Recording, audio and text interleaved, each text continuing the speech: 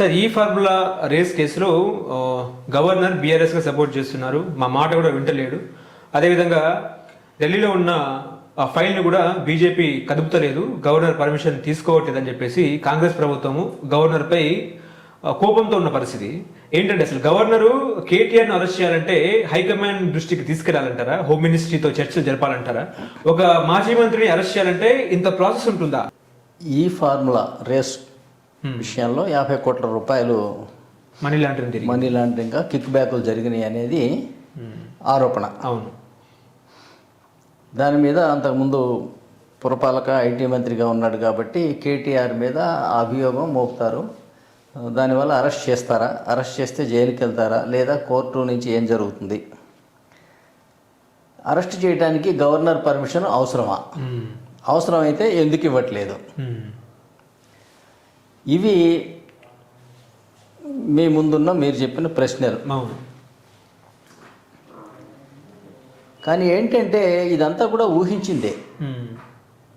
మొత్తం సమాజం మొత్తం ఊహిస్తున్నారు, నేను ఒక్కడిని కాదు. ఓకే. అట్లాగే ఈ రేసు అనే సమస్య కాదు. ఇవాళ మీకు కాళేశ్వరం కేసులో ఇది జరుగుతుందా, లేకపోతే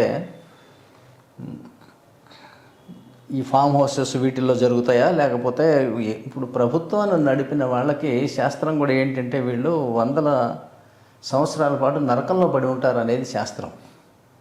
ప్రభుత్వాలు చేసిన వాళ్ళు ఎందుకంటే అన్ని పాపాలు చేస్తారు వీళ్ళు. తెలిసి కొన్ని, తెలియక కొన్ని, నిర్లక్ష్యం వల్ల కొన్ని చేస్తూనే ఉంటారు. అయినా మనిషిని జైల్లో వేయడానికి 50 కోట్ల తప్పు కావాలా? ఆయన అప్పుడు పివి నరసింహారావు గారికి లంచం ఇచ్చానని చెప్పింది 50 లక్షలు. 50 లక్షలు కాకపోతే ఇవాళ 10,000 రూపాయలు కొట్టేసిన వాడికి, 100 రూపాయలు జేబులో కొట్టేసిన వాడికి పిక్ పాకెట్కి జైలు పడట్లేదా ఏంటి, అరెస్ట్ కావట్లేదా? అందువల్ల నేరం ఎంత పెద్దది అనే సమస్య కాదు. వ్యక్తి ఎంత పెద్దవాడు, అంత పెద్దవాడిని ఇంత చిన్న తప్పుకి కేసు పెట్టాలా, లోపల వేయాలా వద్దా అనేది. మరి చట్టం ముందు అందరూ సమానం అన్నప్పుడు మీ పెద్ద చిన్నలతో ఏం తేడా? ఒక 10,000 రూపాయలు తేడా ఉన్నా కూడా కేసే. కాకపోతే ఇట్లా ఇది ఒక ఆనవాయితీగా మారిపోయింది కదా అంటే, ముఖ్యంగా ప్రాంతీయ పార్టీలు ఉన్న చోట ప్రతిపక్షాల మీద కక్ష తీర్చుకోవడం అనేది ఒక ఆనవాయితీ కింద మారిపోయింది. మనం ఆంధ్రాలో చూసినట్లయితే జగన్మోహన్ రెడ్డి కాలంలో చంద్రబాబు నాయుడు గారిని జైల్లో పెట్టడం జరిగింది. అట్లాగే ఒక పార్లమెంటు మెంబర్ని అరెస్ట్ చేయడం జరిగింది, రామకృష్ణరాజు గారిని, రఘురామకృష్ణరాజు. తర్వాత అట్లాగే ఒక అచ్చెన్నాయుడు గారిని అరెస్ట్ చేయడం జరిగింది. ఇట్లా ఏంటంటే వీళ్ళు ఒకళ్ళనొకళ్ళు అరెస్ట్ చేసుకుంటున్నారు, ఒకళ్ళ ఆర్థిక మూలాల మీద ఒకళ్ళు దెబ్బ కొట్టుకుంటున్నారు, ఒకళ్ళనొకళ్ళు సంపూర్ణంగా బదనాం చేసే ప్రయత్నం చేస్తున్నారు. ఈవెన్ వ్యక్తిగతమైన విషయాల్లో గూడబోతున్నారు. నీకు ఆ అమ్మాయితో ఫ్రెండ్షిప్ ఉందంటే నీకు ఈ అమ్మాయితో ఫ్రెండ్షిప్ ఉందని వ్యక్తిగతమైన సమస్యల దాకా కూడా వెళుతున్నారు. ఇది ఏమిటి అంటే ఒక మంచి సంస్కారం మాత్రం కాదు. ఎందుకంటే అధికారం శాశ్వతం కాదు కదా. రేపు పొద్దున వీళ్ళు పోయి వాళ్ళు వస్తారు, వాళ్ళు పోయి ఇంకొకళ్ళు వస్తారు. ఎవరు వచ్చినా సరే ఈ రాజకీయ కారణాలుగా ప్రత్యర్థిని అంతం చేయాలనే అభిప్రాయంతో ఈ కేసులు పెట్టుకోవటం ఏమో కరెక్ట్ పద్ధతి కాదు. ఇది మనం ఏం చేస్తాం వాళ్ళదే మనకు మళ్ళీ తిరిగి వస్తుంది కూడా. ఇప్పుడు అందువల్ల ఇప్పుడు అట్లానే కేసీఆర్ గారు ఇటువంటి పని చేయలేదా అంటేనేమో ఓటుకు నోటు కేసులు పెట్టడం జరిగింది. అట్లాగే రేవంత్ రెడ్డి గారిని అరెస్ట్ చేయడం జరిగింది. అందుకోసం న్యాచురల్ ఆయన ఏం చూస్తుంటాడు, మనకి ఎప్పుడన్నా అవకాశం వస్తే మనము చేద్దామని. ఇవి ప్రాంతీయ పార్టీలు అయితేనేమో వాటికి ఆ స్వేచ్ఛ ఉంది, ఎవరిని వాళ్ళు పర్మిషన్ అడిగే పనిలే. అదే జాతీయ పార్టీ ఏంటంటే ఇది ఒక రేవంత్ రెడ్డి గారి సొంత పార్టీ కాదు. ఇది ఈ కాంగ్రెస్ పార్టీ యొక్క భవిష్యత్తు, రేపొద్దున ఎన్నికల ఫలితాల మీద వీటన్నిటిని చూసుకుంటే ఏంటంటే అధిష్టానం యొక్క అనుమతి కూడా అవసరం అవుతుంది. అందువల్ల మరి అంత ఫాస్ట్గా అరెస్ట్ చేస్తారా, అందుకు ఒక జాతీయ పార్టీ అంగీకరిస్తుందా అనేది ప్రశ్నార్థకమే. ఇష్టం వచ్చినట్టు చేయటం కుదరదు జాతీయ పార్టీల్లో. అట్లాగే దీనికి గవర్నర్ పర్మిషన్ అవసరమా అంటే మీరు గవర్నర్నేమో ఒక పూచిక పుల్లలాగా చూస్తారు, గవర్నర్కి ఏమో అధికారాలు లేవంటారు.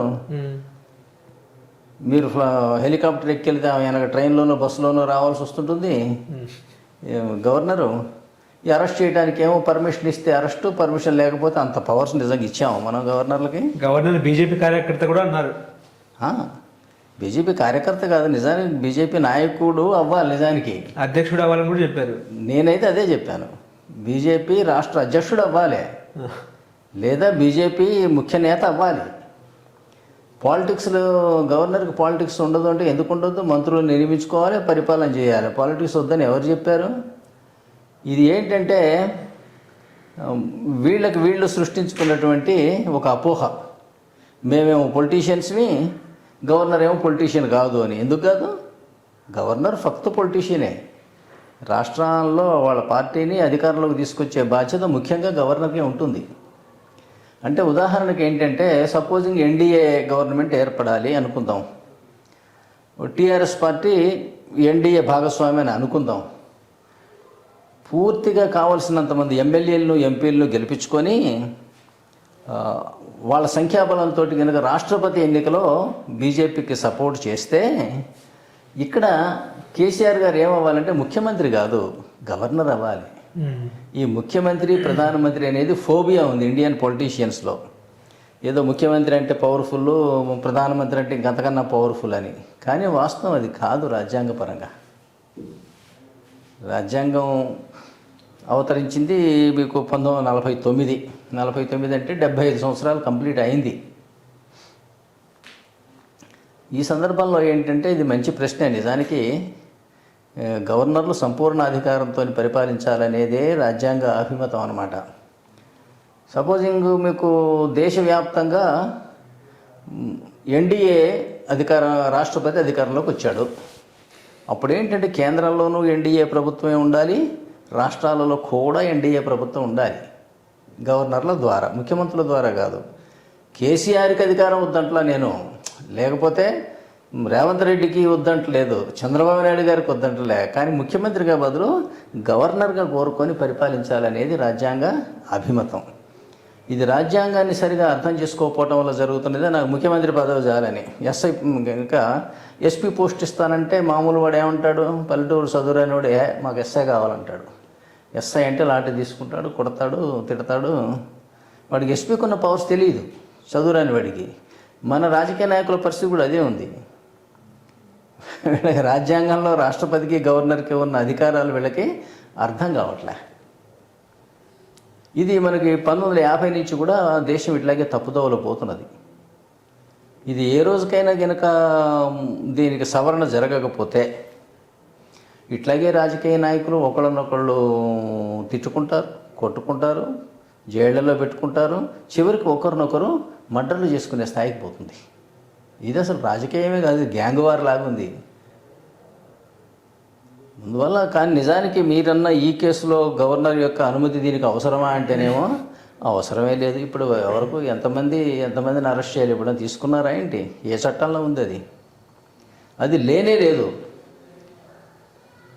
అందువల్ల గవర్నర్ అనుమతి దానికి అవసరం లే. ఒకళ్ళ మీద ఒకళ్ళు ఏంటంటే ఇది బ్లేమ్ గేమ్ చేసుకోవడానికి తప్పితే governor permission is not necessary. Okay, ఇప్పుడు కేసీఆర్ కూడా అరెస్ట్ చేసే అవకాశం ఉందంటారా? కేటీఆర్ని అంటున్నారు, మరి కేసీఆర్ని కూడా చెప్పాను కదా, నా లాజిక్ ప్రకారం అయితేనేమో అరెస్ట్ అవ్వాలి.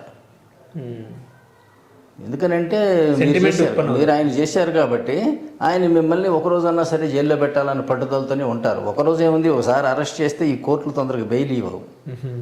ఒక 2-3 నెలలు అందులో మగ్గిన తర్వాత కానీ అప్పుడు బెయిల్ ఇస్తాయి. ఇక ఆ తర్వాత కేసు నడుస్తూ ఉంటుంది.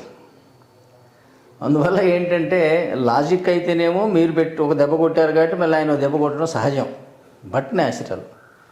కానీ ఇది మంచి పద్ధతి అంటేనేమో ఇది రాజ్యాంగ అజ్ఞానం నుంచి వస్తున్న రాజకీయ విధానం తప్పితే ఇది రాజ్యాంగం ఇలా లేదు. నేను 3.5 సంవత్సరాలు రాజ్యాంగం మీద పరిశోధన చేసి పుస్తకం రచించిన వ్యక్తిగా మీకు చెప్తున్నా, ఒక హైకోర్టు అడ్వకేట్గా. రాజ్యాంగం ప్రకారం మీరు ప్రజలు ఎమ్మెల్యేలను ఎన్నుకుంటారు, లోక్సభ సభ్యులను ఎన్నుకుంటారు, ఎమ్మెల్యేలు కలిపి రాజ్యసభ సభ్యులను ఎన్నుకుంటారు, ముగ్గురిని కలిపి ఎలక్టోరల్ కాలేజ్ అంటారు. వీళ్ళందరూ కలిసి ఆర్టికల్ 55 కింద రాష్ట్రపతిని ఎన్నుకుంటారు. రాష్ట్రపతి ఆర్టికల్ 74, 75 ప్రకారం కేంద్రంలో ప్రభుత్వం ఏర్పాటు చేయాలి. ఆయన గవర్నర్లని ఆర్టికల్ 154, 155 కింద అపాయింట్ చేస్తారు. ఆయన వచ్చి ఇక్కడ ఆర్టికల్ 163, 164 కింద రాష్ట్రాల్లో గవర్నమెంట్ ఏర్పాటు చేయాలి. ఆయన ముఖ్యమంత్రిని, ఇతర మంత్రుల్ని నియమిస్తాడు, ఇష్టానుసారంగా తొలగిస్తాడు. ఇది రాజ్యాంగం. వీళ్ళు గవర్నర్కి సలహాలు ఇచ్చి సహాయపడటం అంటారే, ముఖ్యంగా ఆర్టికల్ 163 ఉన్న 166లో చూడాలి. గవర్నర్ గారి స్వీయ విచక్షణ అవసరమైన విషయంలో మంత్రులకు సలహా ఇచ్చే అధికారం లేదు అంటే అంత కింద స్థాయి వాళ్ళు వీళ్ళు.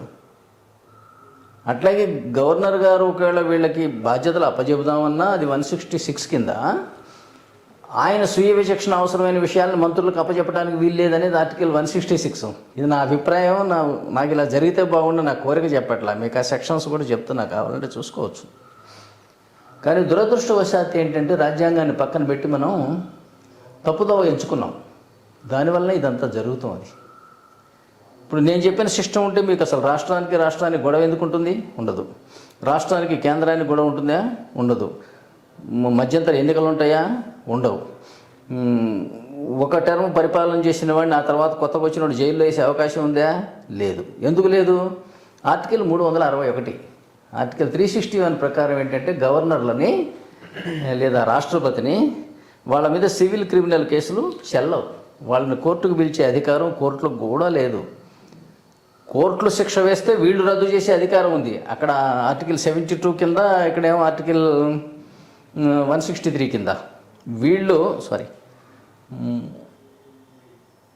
161 కింద కోర్టులు వేసిన శిక్షలను వీళ్ళు రద్దు చేయొచ్చు తప్పితే వీళ్ళని కోర్టులకు పిలిచే హక్కు లేదు కోర్టులకి. అందువల్ల ఎప్పుడైతే మీకు గవర్నర్ని కోర్టుకు పిలిచే అధికారం లేదో, మరి కింద ఉన్నటువంటి మంత్రులు ఎవరైతే ఉన్నారో ఈ మంత్రులకి లయబిలిటీ ఉండదు. ఎందుకంటే వీళ్ళు గవర్నర్ యొక్క ప్రతినిధులు, ఏజెంట్లు. వీళ్ళు చేసిన దానికి గవర్నర్ బాధ్యులు. ఇట్స్ వైకేరియస్ లయబిలిటీ అంటారు. వీటి కింద మనం గవర్నర్ని పార్టీ చేయకుండా ముఖ్యమంత్రి మీద కేసు పెట్టడానికి వీలుండదు. ఆర్టికల్ 361 ఉండటం వల్ల. అది ఎందుకు పెట్టారు? మరి పరిపాలించేవాడికి యుద్ధంలోకి పంపించేటప్పుడు మీకు ఒక రక్షణ కవచం ఇవ్వాలా వద్దా? కవచం ఇవ్వాలి. అందుకోసం మీరు పరిపాలన చేయండి రా బాబు అని ఇన్ని అధికారాలు ఇచ్చి సలహా మండలిగా మంత్రిమండలి పెట్టుకోమని చెప్పి మీ మీద కేసులు కూడా ఉండవని చెప్పి ఇన్ని చెబితేనేమో మీరు రాజ్భవన్లోనూ రాష్ట్రపతి భవన్లో కదలకుండా కూర్చుంటే మరి ఈ దేశానికి ఎంత ద్రోహం చేసినట్టు చెప్పండి. ఓకే, మీకు ఎందుకు రక్షణ ఇచ్చాను చెప్పండి. మీరు గదిలో కూర్చున్న వాళ్ళు మీ మీద కేసు ఎవడు పెడతాడో, మిమ్మల్ని ఎవడు తిడతాడో, ఎవడు కొడతాడో. మీరు అసలు సమస్యలు సంబంధమే లేకుండా బ్రతుకుతున్నారు ఇవాళ గవర్నర్లు కానీ రాష్ట్రపతి కానీ. వాళ్ళని ఎవరు తిడతారు, కొడతారు, కేసులు పెడతారండి.